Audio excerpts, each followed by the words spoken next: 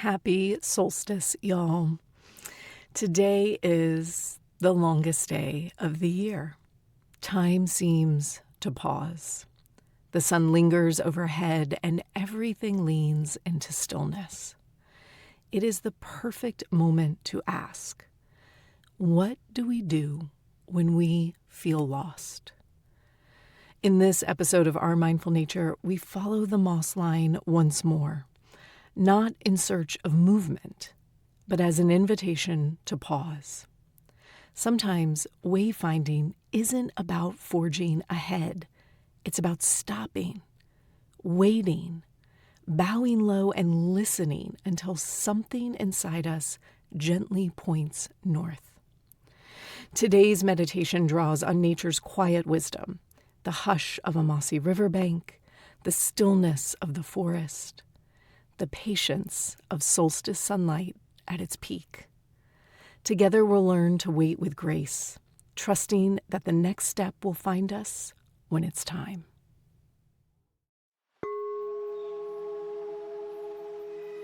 Welcome.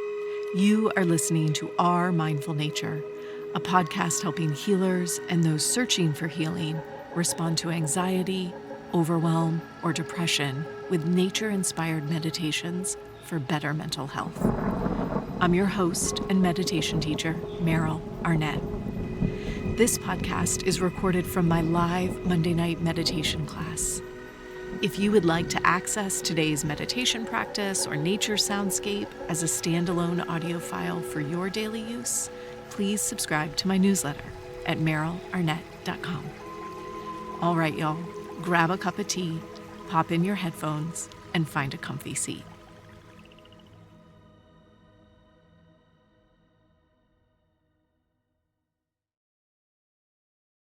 Well, happy Monday and welcome. Thank you guys for being here.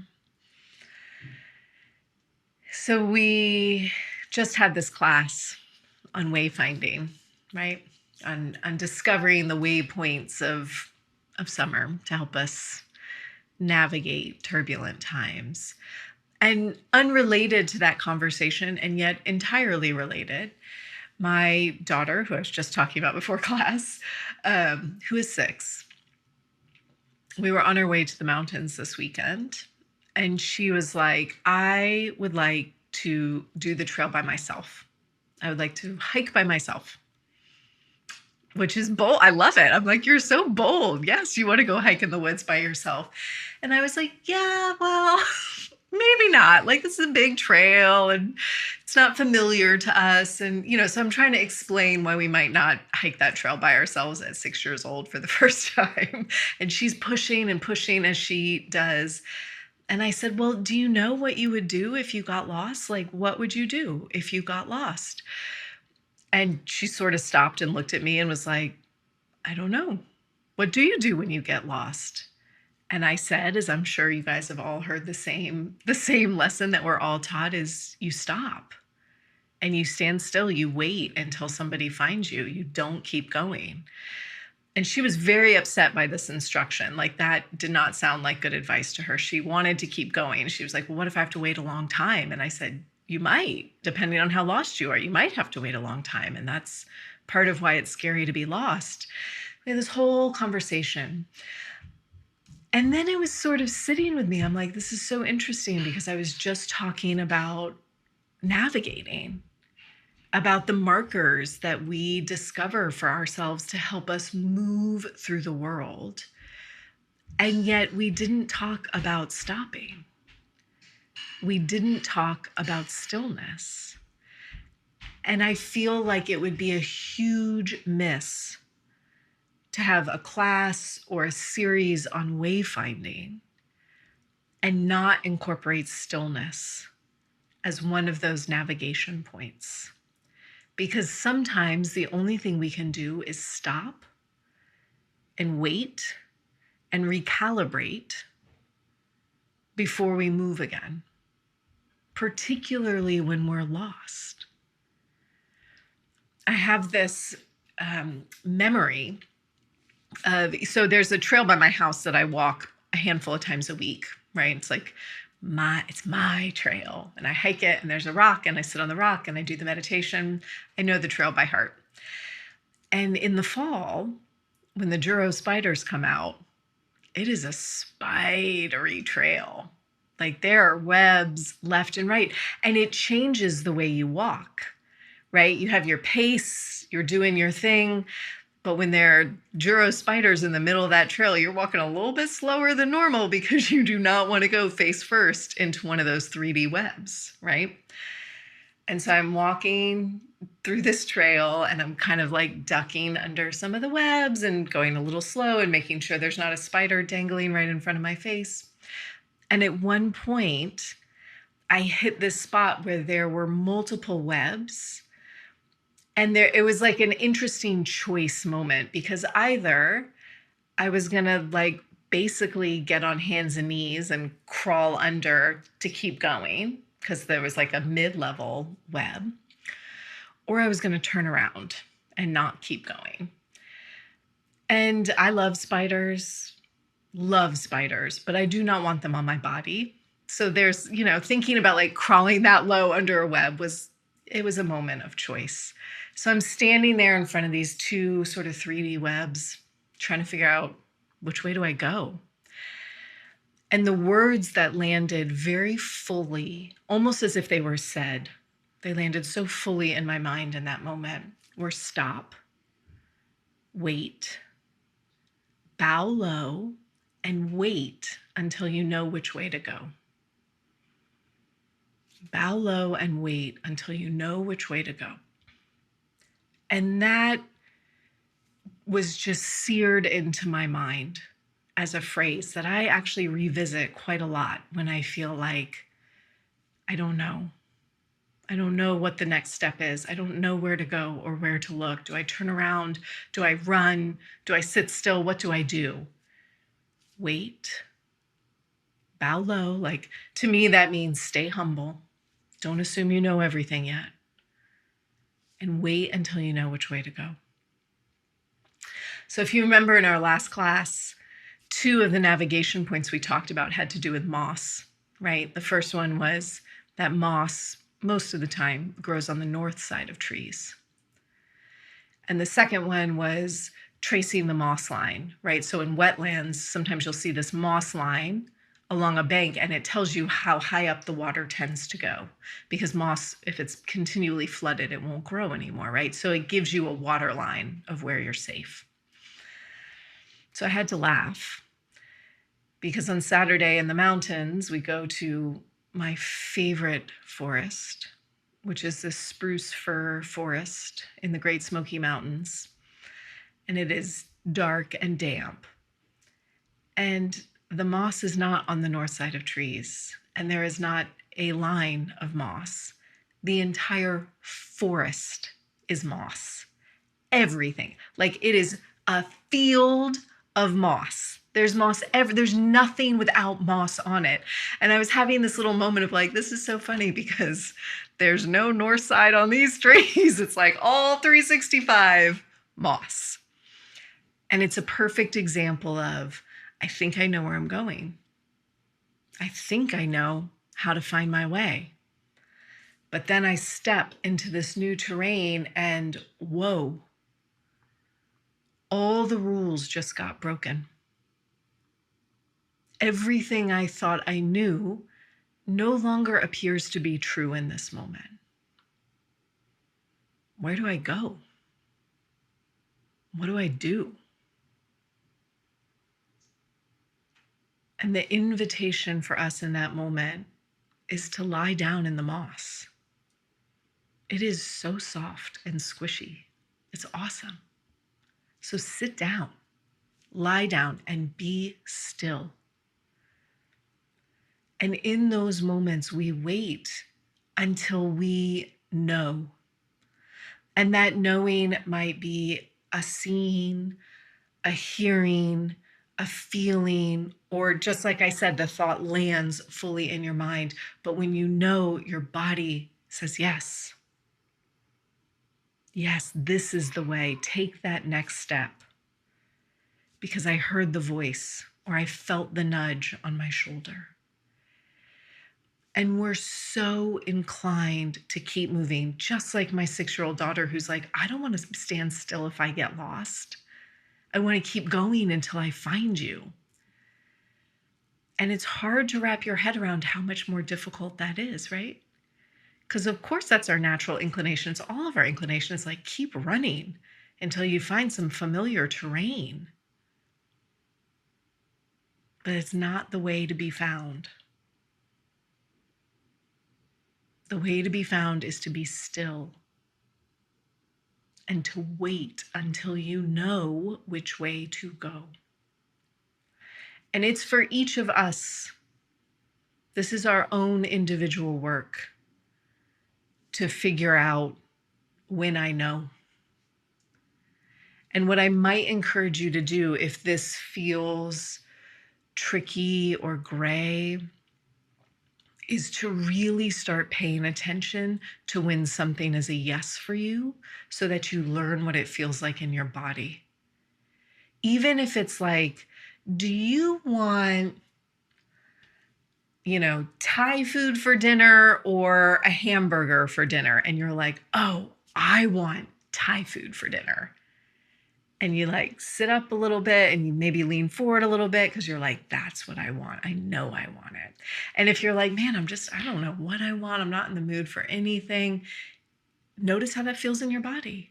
It's not a yes, right? And so when we learn in the little ways, the easy yeses, it helps us to listen for the big knowings when we're really lost, when we're really confused.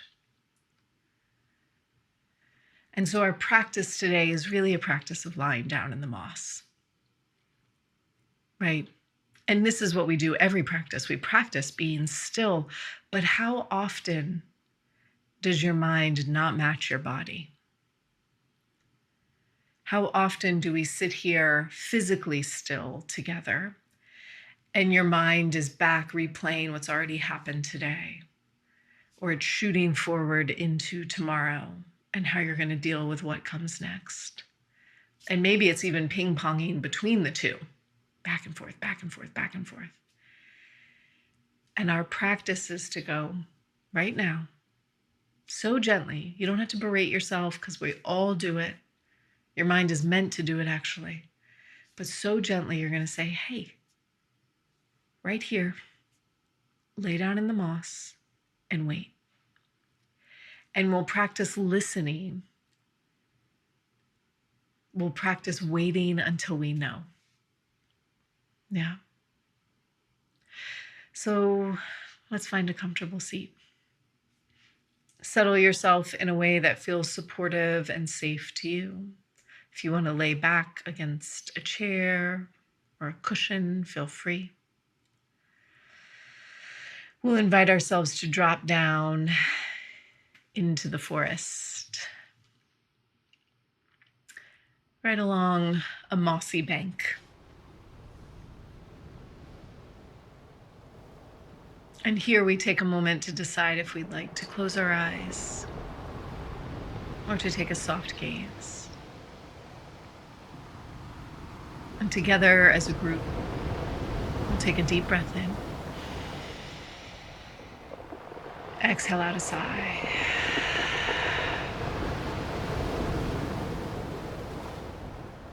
And we'll just do that once more, inhaling deeply. Exhaling out a sigh.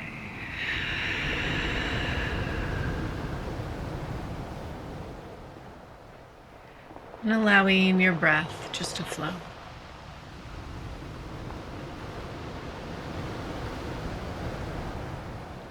Taking a moment to silently say to yourself, now is my time to meditate.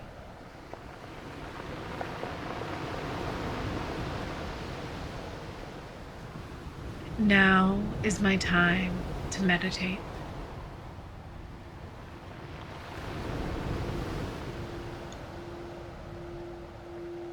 And as you say those words to yourself, I want you to notice if it feels like you have been running. Have you been running all day? Or all week? Or all year?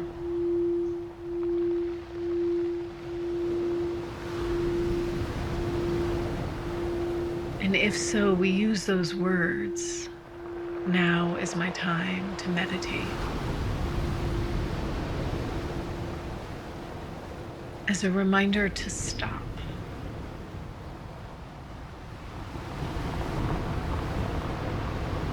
To invite yourself to sit all the way down. Letting go of every part of your body that is prepared to move right now. Relaxing from the feet up through the thighs and the hips.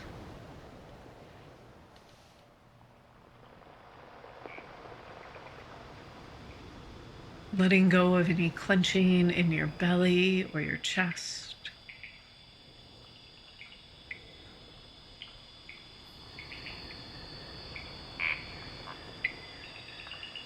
Letting the shoulders melt a little bit.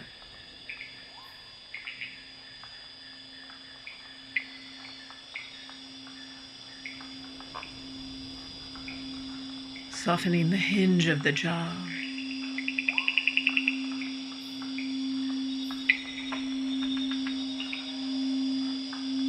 Letting go of the inside of the cheeks and the skin around the eyes.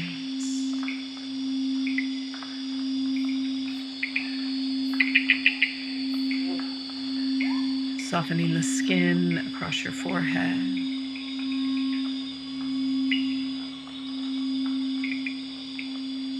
And softening the space behind the forehead.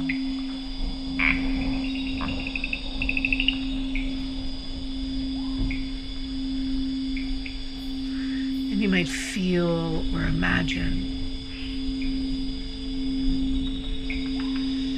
as if you were dropping down and back against a mossy tree.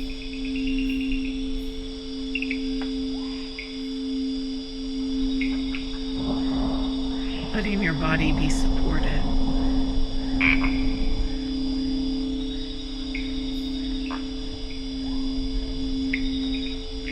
Letting your breath settle into its own natural flow. You don't have to control it or shape it in any way.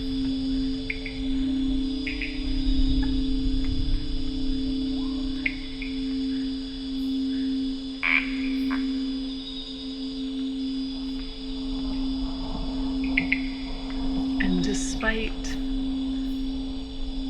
not knowing what comes next,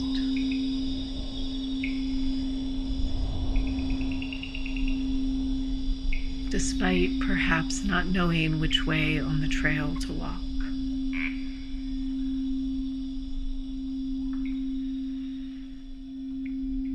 we'll practice simply waiting here.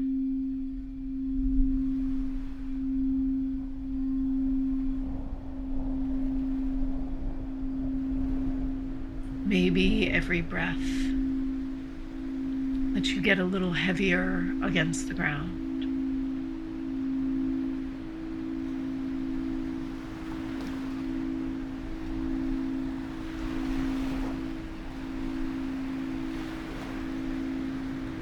Maybe every breath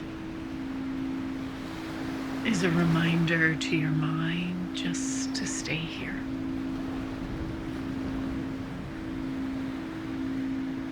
Don't run forward on the trail.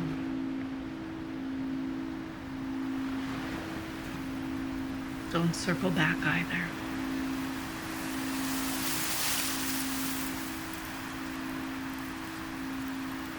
Just lie here among the moss.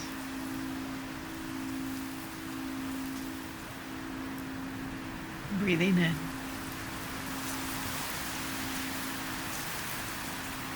And breathing out.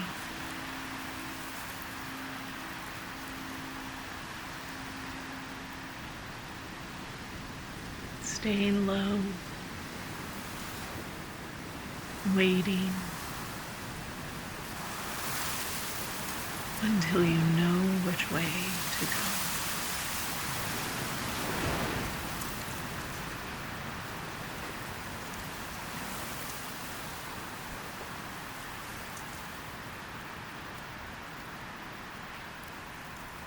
We'll linger here among the moss now. Just about 10 minutes in silence.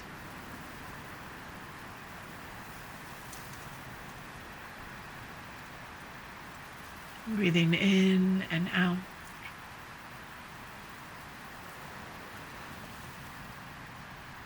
Bowing low and waiting until you know which way to go.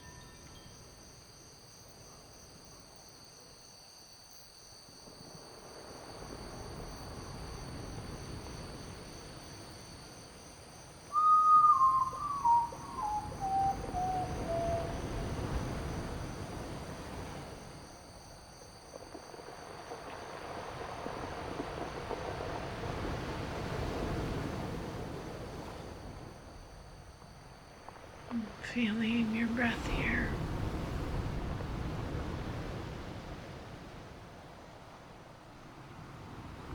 Notice your body breathing among the moss.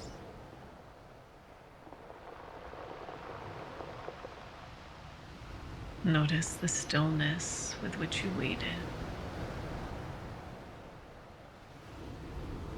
with which you listened.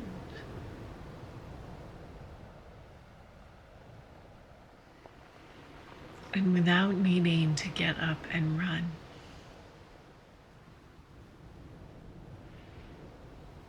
without needing to hurry, to make a choice to move,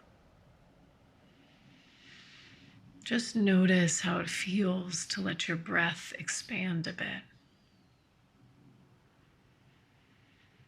so that your next inhale is a little deeper.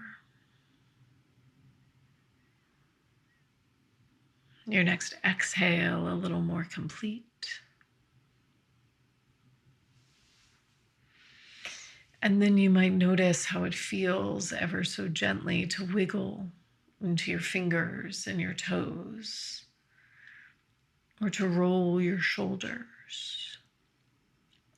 Just noticing those first movements of the body.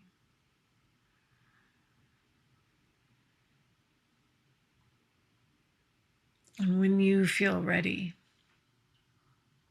when your body says yes, you'll take that last deep inhale in. You'll release out that sigh.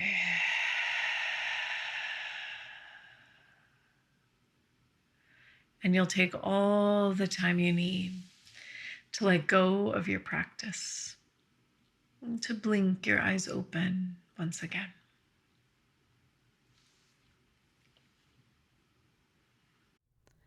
As the sun holds steady in the sky today, may you hold steady within yourself.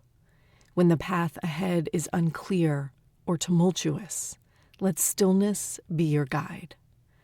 Trust that your inner compass will realign, not through force, but through patience, presence, and the quiet wisdom of the earth.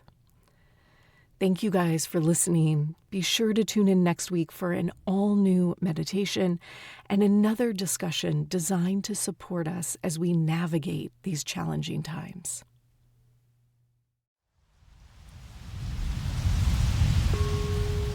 Thanks for listening to Our Mindful Nature. If you would like to receive today's meditation practice and nature soundscape as standalone audio files for your daily practice, please subscribe to my newsletter at merylarnett.com. It's free, and you'll receive a new practice each week. Our Mindful Nature is recorded on Muskogee land and is produced with the support of Nick McMahon and Brianna Nielsen. Deep gratitude is offered to acoustic ecologists Nick McMahon and Gordon Hempton for the use of their nature field recordings in many of these episodes. We release a mini episode that's just the meditation, no chatter beforehand, every Monday. And every Thursday, we release a full episode with a meditation class or interview. I look forward to practicing with you again soon.